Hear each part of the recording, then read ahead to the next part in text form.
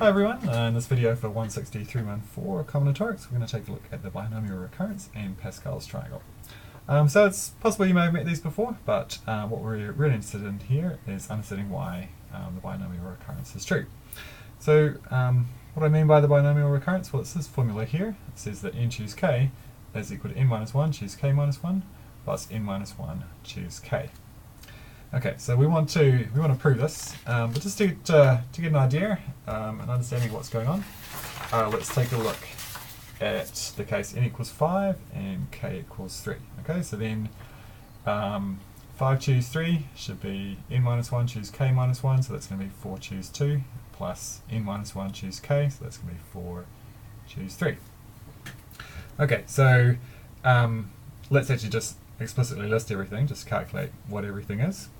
So, 5 choose 3 is the number of ways to choose 3 of 1, 2, 3, 4, and 5.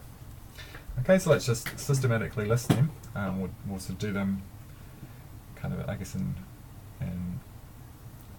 dictionary order. So we'll take 1, 2, 3. 1, 2, 4, 1, 2, 5, so that's everything that starts 1, 2, so let's go to 1, 3, 4, 1, 3, 5, and then we'll have 1, 4, 5. I think that's everything that uses 1, so now we can go to 2, 2, 3, 4, 2, 3, 5, and then we'll have 2, 4, 5, and then lastly we'll have 3, 4, 5. Okay, so we've listed everything. 1, 2, 3, 4, 5, 6, 7, 8, 9, 10. Okay, so we've listed all the possible ways to choose 3 elements from 1, 2, 3, 4, and 5. And what we found is that 5 choose 3 is equal to 10. Okay, so let's carry on and work out the other two. So 4 choose 2, that's the number of ways to choose 2 of 1, 2, 3, and 4. Okay, so again, let's just list those systematically. So we'll have 1, 2, 1, 3, 1, 4. That's everything that uses 1. So then we'll have 2, 3, 2, 4, and that accounts for everything that uses 2. And so lastly, we'll just have 3, 4. Okay, and so 4 choose 2 is 1, 2, 3, 4, 5, 6. And finally, we'll have 4 choose 3. So it's the number of ways to choose 3. Of 1, 2, 3, and 4. So what's that going to be? So again, just list them systematically. We'll have 1, 2, 3, 1, 2, 4, 1, 3, 4, and 2, 3, 4. Okay, so that comes out to 4 choose 3 comes out to 4. Okay, and indeed this side was 6 plus 4. And this side was equal to 10. Okay, and so we did actually, things that came out right. Of course, that's not why I went to trouble listing all these. We sort of want to understand where does this actually come from. And to do that, what I want to do is I want to look at the ones that involve 5. So let's look at everything that involves 5 up here. So we get 1, 3, 5, 1, 2, 5, 2, 4, 5, and 3, 4, 5. Okay, so those are the ones that that involve 5. And did I actually get everything there? No, I didn't. 2, 3, 5, and 1, 4, 5 as well. Okay, so there's 6 that involve 5, and let's also look at the ones that don't. So we've got 1, 2, 3, 1, 2, 4, 1, 3, 4, and 2, 3, 4. Okay, so there's 4 that don't include 5, and there's 6 that do. Okay, so that's kind of minor suspicious. We've got 6 plus 4 just here. What's actually going on? Well, if we take a look, so everything that involves 5, if I cross out the 5, I'm just left with exactly these. I should be using red for that, I guess.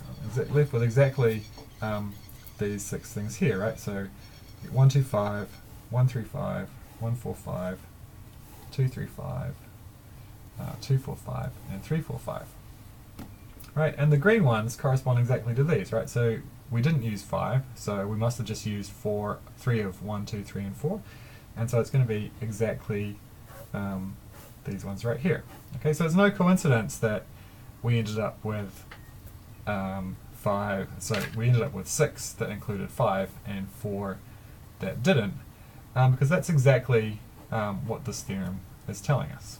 Okay, so to choose 5 things, so to choose 3 things from 1, 2, 3, 4, and 5, I can basically do it by deciding whether I'm going to include 5, and if I include 5, then I have to choose the other 2 things have to come from 1, 2, 3, and 4. And if I choose not to include 5, then I have to choose everything from 1, 2, 3, and 4. And so I get one of these ones right here. Okay, so that's sort of exactly why this formula is true. Okay, and that's exactly what gives it to us in general. So let's just to think about this, let's suppose we've got we have a squad of n players, and we need to choose a team of k for the game on Saturday.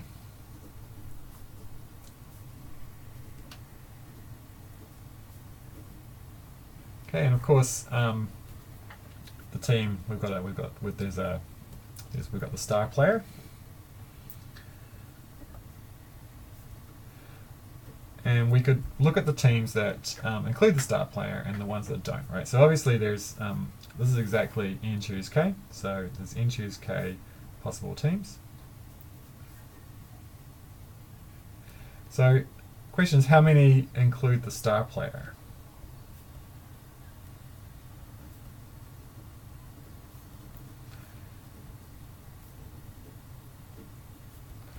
Well, if I include the star player, then I've already chosen one of my k players.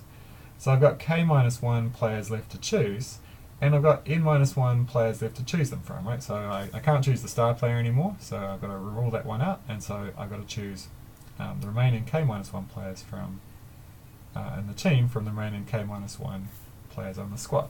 Right? So there's n minus 1, choose k minus 1 of these.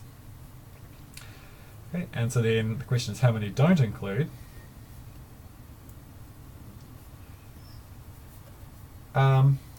So if I don't include the star player, maybe I want to rest him this Saturday,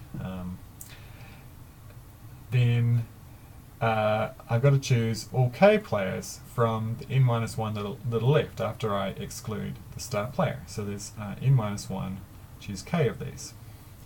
Right, and so every team either includes the star player or doesn't include the star player, and so our addition principle tells us that n choose k is exactly equal to n minus 1 choose k minus 1 plus n minus 1 choose k, right? Because there's no overlap between these two collections of teams, and so the addition principle says we can just add those two numbers.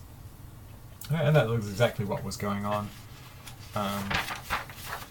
right here. So I guess here 5 was the star player, and so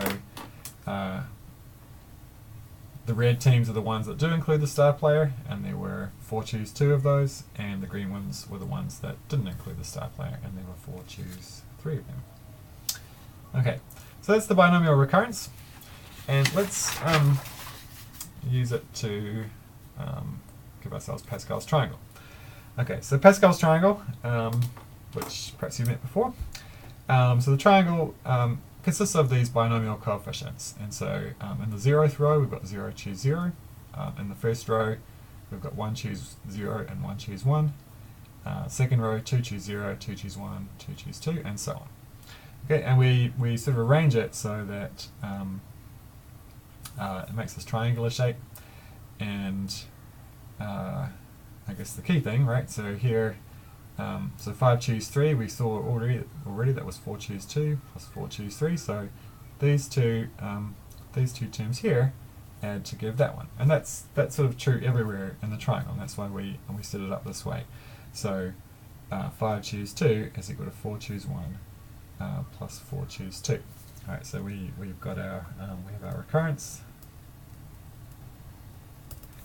n choose k is n minus 1 choose k minus 1 plus n minus 1 choose k. And the other thing that we need to get things started is, I guess we could call it the initial conditions. I'm writing too big here, I'm going to leave myself room like I wanted to.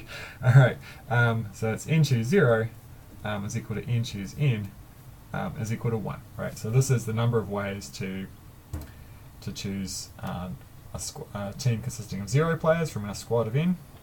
Right? And so there's just one way to do that, and that's not to choose anyone. And then this is the number of ways to choose a team of n players from our squad of n players. And again, there's exactly one way to do that, and that's to choose everyone. So those values equal to 1. So all these things down the outside, these are all equal to 1. So start our triangle. We've got a 1 at the top for the 0 choose 0, and then we'll have a 1 and a 1 for the 1 choose 0 and the 1 choose 1. We'll get a 1 here and a 1 here on the outside, and then the 1 plus 1 gives us 2 right here. And so we just continue making the triangle in this way. So we put a 1 at the outside, we add these two values to get this one, so 2 plus 1 gives me a 3 here, and I get a 1 on the outside there. And then the next row we'll have a 1 on the outside, 1 plus 3 gives me 4, 3 plus 3 gives me 6, 3 plus 1 gives me 4, and I get a 1 on the outside. Now I can actually think of everything on the outside beyond the triangle as being 0. I drew those in the right places. So then I can actually think of this 1 right here as being 1 plus 0 giving me 1. So I can think of that recurrence actually working not just inside each row, but actually to the outside as well. So I've got zeros here and here. And then down here I'm going to get 1. 1 plus 4 is 5. 4 plus 6 is 10. 6 plus 4 is 10. 4 plus 1 is 5. And 1 plus 0 is 1. Let's just do one more row. So we'll get 1, 6, 15, 20, 15, 6, and 1. Okay, so that builds up Pascal's triangle, and that's sort of a quick way to find the binomial coefficients when we want them for, as long as n is small, we can just draw this up instead of having to think through all those pesky factorials. I guess that's the other way we could calculate these. We could do it using the formula in terms of factorials.